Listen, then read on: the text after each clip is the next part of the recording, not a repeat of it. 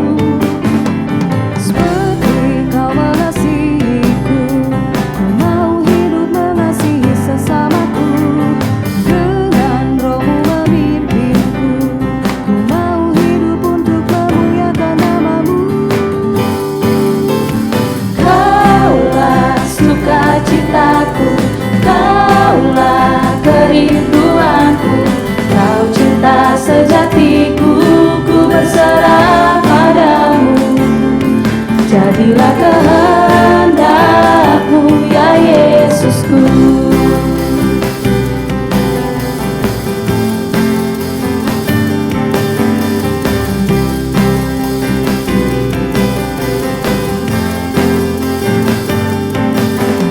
Seperti Kau mengasihiku, ku mau hidup mengasihi sesamaku. Dengan Roh-Mu memimpinku, ku mau hidup untuk memuliakan nama-Mu. Kaulah sukacitaku, Kaulah kerinduanku, Kau cinta sejatiku, ku berserah padamu. Jadilah kehendak-Mu ya Yesusku.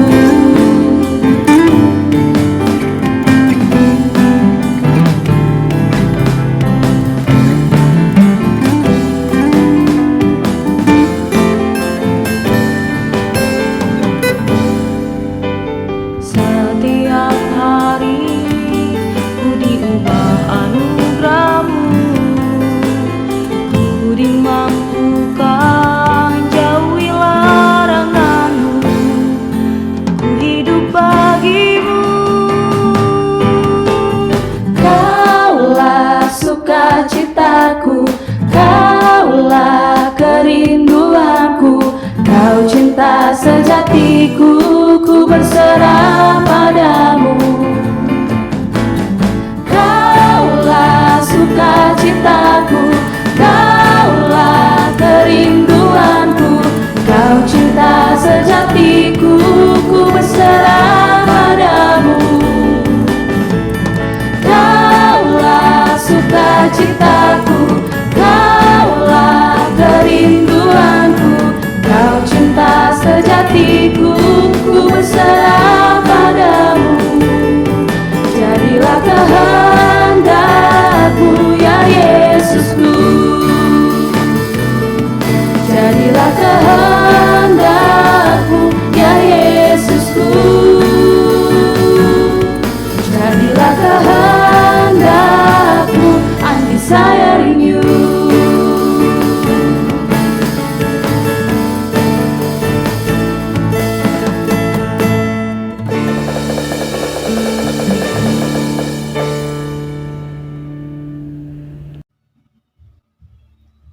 Nah, sebelum kita berdoa untuk mendengarkan firman Tuhan, mari sama-sama kita buka dari Kejadian 28. Kejadian 28 ayat 10 sampai 22. Kejadian 28 ayat 10 sampai ayat 22. Oke. Semua sudah buka Alkitabnya? Sebelum kita membaca, mari kita berdoa. Tuhan Yesus, terima kasih untuk pagi hari ini. Engkau masih memberikan kami kekuatan, kesehatan untuk berkumpul bersama Tuhan, walaupun secara virtual Tuhan. Tuhan, pimpin dan sertai kami, pimpin sertai anak-anak-Mu dalam mendengarkan firman Tuhan, dan pimpin juga hamba yang akan menyampaikan firman Tuhan kepada anak-anak-Mu. Semoga dari firman ini nama Tuhan terus dipuji dan dipermuliakan. Terima kasih Tuhan. Inilah doa kami dalam nama Tuhan Yesus. Kami berdoa. Amin. Kita akan baca sama-sama dari Kejadian 28 ayat 10 sampai 22. Mimpi Yakub di Betel. Maka Yakub berangkat dari Bersheba dan pergi ke Haran. Ia sampai di suatu tempat dan bermalam di situ. Karena matahari telah terbenam, ia mengambil sebuah batu yang terletak di tempat itu dan dipakainya sebagai alas kepala, lalu membaringkan dirinya di tempat itu. Maka bermimpilah ia.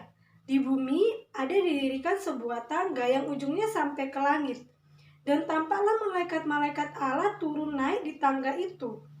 Berdirilah Tuhan di sampingnya dan berfirman, Akulah Tuhan, Allah Abraham nenekmu dan Allah Ishak. Tanah tempat engkau berbaring ini akan kuberikan kepadamu dan kepada keturunanmu. Keturunanmu akan menjadi seperti debu tanah banyaknya, dan engkau akan mengembang ke sebelah timur, barat, utara, dan selatan. Dan olehmu serta keturunanmu semua kaum di muka bumi akan mendapat berkat. Sesungguhnya aku menyertai engkau dan aku akan melindungi engkau kemanapun engkau pergi, dan aku akan membawa engkau kembali ke negeri ini. Sebab aku tidak akan meninggalkan engkau, melainkan tetap melakukan apa yang kujanjikan kepadamu. Ketika Yakub bangun dari tidurnya, berkatalah ia, Sesungguhnya Tuhan ada di tempat ini, dan aku tidak mengetahuinya. Ia takut dan berkata, alangkah dahsyatnya tempat ini. Ini tidak lain dari rumah Allah, ini pintu gerbang surga. Keesokan harinya, pagi-pagi aku mengambil batu yang dipakainya sebagai alas kepala dan mendirikan itu menjadi tugu dan menuang minyak ke atasnya. Ia menamai tempat itu Betel, dahulu nama kota itu Luz. Lalu bernasarlah Yakub, jika Allah akan menyertai dan akan melindungi aku di jalan yang kutempuh ini, memberikan kepadaku roti untuk dimakan dan pakaian untuk dipakai, sehingga aku selamat kembali ke rumah ayahku, maka Tuhan akan menjadi Allahku. Dan batu yang kudirikan sebagai tugu ini akan menjadi rumah Allah. Dari segala sesuatu yang engkau berikan kepadaku, akan selalu kupersembahkan 1/10 kepadamu. Nah, tema kita hari ini adalah pertemuan secara pribadi dengan Allah, ya. Pertemuan secara pribadi di pembacaan ini khususnya dialami oleh Yakub. Yakub yang lari dari saudaranya yaitu Esau, dia berlari, dia berjalan begitu jauhnya sampai akhirnya dia tiba di suatu tempat, ya. Yakub berjalan begitu jauh, itu kira-kira 64 km. Wow, jauh sekali ya. Kalau kita jalan saja 1 km itu sudah melelahkan. Ini Yakub berjalan sejauh mungkin 64 km, sangat jauh. Dan akhirnya malam tiba. Jadi akhirnya di waktu itu Yakub beristirahat setelah perjalanan yang jauh. Yakub beristirahat, mengambil batu sebagai bantalnya. Ya, dia mengambil batu sebagai bantalnya untuk berbaring. Kalau dipikir itu sangat tidak nyaman ya. Bantal kasar saja, keras, itu sudah tidak nyaman untuk tidur. Tapi di sini Yakub melakukannya. Tapi apakah dia nyenyak tertidur? Kalau dari pembacaan kita ini, Yakub benar-benar tertidur dan kemudian dia bermimpi. Mimpinya di situ dikatakan bahwa ia bermimpi di bumi ada didirikan sebuah tangga yang ujungnya sampai di langit. Wah, kalau dibayangkannya, ujungnya dari bumi sampai ke langit, berarti itu panjang sekali. Begitu ya, panjang sekali, dan dibilang lagi malaikat Allah turun naik di tangga itu dan berdirilah Tuhan di situ. Kemudian Tuhan berfirman, apa maksudnya Ibu, tangga ini maksudnya apa? Oke, ada beberapa hal yang perlu kamu pahami dari ayat ini. Yang pertama, ya, kita akan belajar tentang pemeliharaan Allah. Oke, ketika bertemu pribadi dengan Tuhan, kamu akan menyadari yang pertama, pemeliharaan Allah. Seluruh hal yang terjadi di dunia ini pasti Allah ketahui. Yakub bisa tahu dan yakin bahwa Allah menyertai dia, bahwa Allah adalah penjaga yang terbaik karena yang pertama kali datang dan hadir dalam kehidupan Yakub di saat dia kesusahan adalah Allah. Bukan Yakub yang kemudian memanggil-manggil nama Tuhan, tetapi Allah yang dengan penuh kasih, penuh kerendahan hati dalam mimpinya, dia membuat tangga yang dari bumi sampai ke langit. Ya, itu menunjukkan bahwa kerendahan hati Allah. Oke, terus kemudian dia mengutus malaikatnya untuk menjaga kita. Oke, untuk melindungi kita. Malaikat yang setia di hadapan Tuhan. Kemudian kedua, apa maksudnya ayat ini? Apa maksudnya tangga-tangga itu? Itu maksudnya adalah tentang kedatangan Kristus. Maksudnya apa, Ibu Novi? Ya, maksudnya di bumi artinya nanti ada Kristus yang akan Allah utus untuk menebus dosa kita. Tahu ya kehidupan Yakub? Yakub artinya penipu. Kemudian dia lari dari Esau. Ketika dia sampai ke Betel dan tidur, Allah tidak meninggalkannya. Allah dalam mimpinya itu membuat tangga yang begitu panjang yang menandakan bahwa Allah dengan penuh kerendahan hati ingin bertemu dengan manusia, ingin melakukan yang terbaik untuk manusia, datang untuk menebus dosa manusia. Ibu, kan ini perjanjian lama, bukan perjanjian baru yang Kristus akan datang, belum lahir Kristusnya. Tapi ini tanda, ini sudah menjadi nubuat bahwa suatu hari, gitu ya, suatu hari Kristus akan datang ke dunia ini untuk kita. Ya, Yakub tidak melakukan apapun, tapi Allah berinisiatif untuk Yakub bisa menyadari, bisa mengenal Tuhan. Nah, setelah Allah berada di sampingnya di tangga tersebut, kemudian dia berfirman kepada Yakub. Isi firman, kalau kamu bisa lihat, itu adalah perjanjian antara Allah dan Abraham dulu, ya. Perjanjian Abraham dan Allah yang diulang lagi kepada Yakub. Nah, di sini Allah memperkenalkan diri lagi kepada Yakub.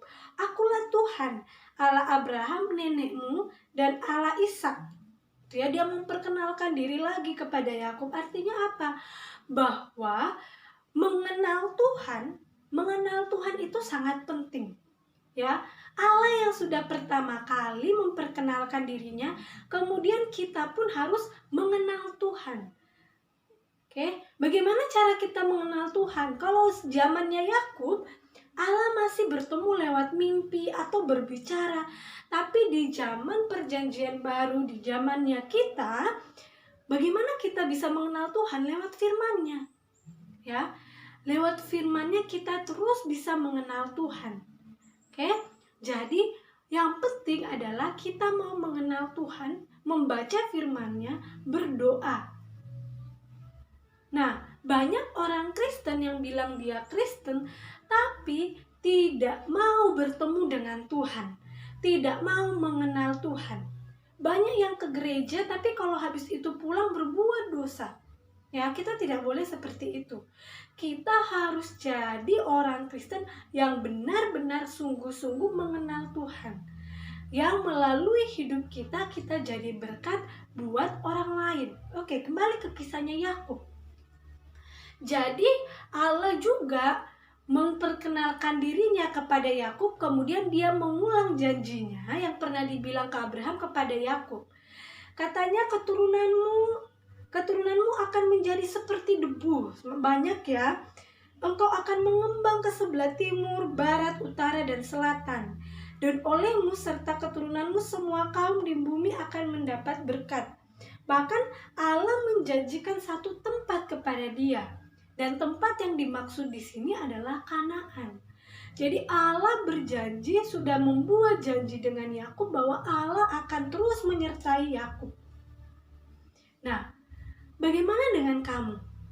Ketika banyak hal yang terjadi dalam hidupmu, ibu kalau belajar saya tidak mengerti, atau ibu kadang susah sinyal, ibu di rumah dapat marah-marah, atau kamu terus merasakan sukacita, apakah kamu tetap datang kepada Tuhan? Apakah kamu tetap merasakan adanya kehadiran Tuhan? Atau kamu menganggap Tuhan itu tidak ada? Atau kamu menganggap bahwa Tuhan itu jahat? Mungkin ada seperti itu ya. Mungkin ada masalah terus bilang, Tuhan itu jahat. Tuhan itu sungguh luar biasa amat baik. Kalau kita lihat dari kisahnya Yakub yang dia berlari dari saudaranya Esau, dia berjalan 64 km, Allah tetap menyertai dia. Bahkan Allah memberikan janjinya kepada Yakub. Allah tetap menyertai Yakub, melindungi Yakub. Kemudian apa responnya Yakub? Respon Yakub adalah ketika dia tahu bahwa Allah terus menyertai dia, Allah terus membimbing dia. Kemudian ketika dia bangun, dia mengambil batu yang dia pakai tidur, kemudian dia susun ya, buat tugu sebagai tanda pertemuan dia dengan Allah. Kemudian kota itu dinamanya Betel. Kemudian Yakub berjanji, jika Allah akan menyertai dan akan melindungi aku di jalan yang kutempuh ini, memberikan roti untuk dimakan dan pakaian untuk dipakai, sehingga aku selamat kembali ke rumah ayahku, maka Tuhan akan menjadi Allahku. Sekarang Ibu Novi tantang kamu di situasi seperti ini. Mungkin kamu ada yang kesulitan belajar, mungkin ada hal-hal yang kamu alami yang mungkin buat hati sedih, atau mungkin juga buat hati senang. Apakah kamu mengandalkan Tuhan? Apakah kamu masih bertemu secara pribadi dengan Tuhan? Apakah kamu baca Alkitab? Apakah kamu selalu berdoa kepada Tuhan? Pertemuan dengan Tuhan itu secara pribadi. Tidak ada nanti ketemu dengan Tuhan, karena mamamu baik, karena mamamu rajin berdoa, berarti kamu anaknya juga masuk surga. Ya bukan begitu. Tetapi kita akan bertanggung jawab secara pribadi. Jadi, mari kita semua terus merenungkan firman Tuhan. Ketika Yakub akhirnya sadar bahwa Tuhan menyertai dia, dia berjanji bahwa ketika Tuhan terus menuntunnya, bahwa Tuhan akan menjadi Allahnya. Nah, bagaimana dengan kamu? Apakah Tuhan yang paling utama dalam hidupmu? Ataukah games? Ataukah mainanmu? Ataukah pelajaranmu yang paling utama? Ataukah barang-barangmu yang utama? Atau Tuhan yang utama dan kamu sering bertemu secara pribadi, mengenal Tuhan, berdoa, baca Alkitab? Ibu Novi harap kamu terus berdoa, kamu terus baca Alkitab setiap hari, dan Tuhan akan terus menyertai orang-orang yang percaya kepada Dia. Maukah kamu ketika bertemu dengan Tuhan nanti, Tuhan akan mengatakan, "Hai hambaku yang baik dan setia." Tuhan akan mengenalmu. Mari kita berdoa. Tuhan Yesus, terima kasih untuk firman-Mu hari ini. Semoga firman-Mu dapat kami pahami. Bagaimana kami harus hidup terus mengenal Tuhan. Kami harus bertanggung jawab secara pribadi di hadapan Tuhan. Oleh karena itu, biarkan Roh Kudus-Mu memampukan kami untuk memahami firman Tuhan dan mengajarkan kami untuk terus berdoa. Terima kasih Tuhan, berkati anak-anak-Mu yang akan belajar. Semoga mereka bisa pahami dengan baik, mereka bisa belajar jujur, dan juga berikan kekuatan kesehatan kepada anak-anak-Mu Tuhan, siswa-Mu dan orang tua mereka. Tuhan, terima kasih. Inilah doa kami, dalam nama Tuhan Yesus kami berdoa, amin. Demikian devosi kita pagi hari ini. God bless you.